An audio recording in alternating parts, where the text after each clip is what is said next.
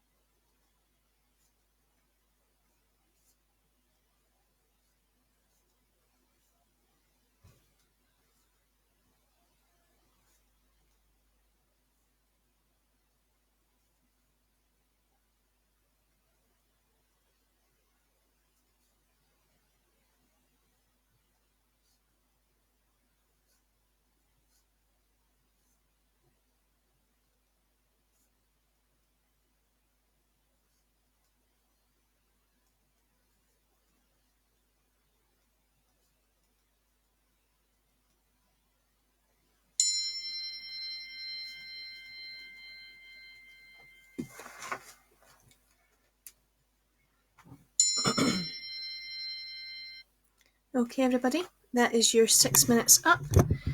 If you've hit a wee vein of gold there, by all means keep going and pause that. I think it's important that when you're feeling a bit quanked like that, it's a sign from your body that sometimes you just need to take a wee rest. It's not self-indulgent. You don't have to feel that you have to be productive and go, go, go all the time. And I know that a lot of you dip in and out of the writing workshops just when you feel like it in the morning. That's brilliant. Don't feel like you have to write. You don't feel like you have to be productive every moment of every day. It's not self-indulgent to write, but it's not also self-indulgent to look after yourself as well. For me, writing is a part of that, and that's why it was so important for me to do this each morning for you guys as well. But yeah, it's important to take a little rest as well. So I hope you all get a chance to have a good rest over the weekend. I hope you get a chance to have a rest if you need it later on today. And yeah, just keep in touch and let me know how you're doing. All the best, guys. Take care.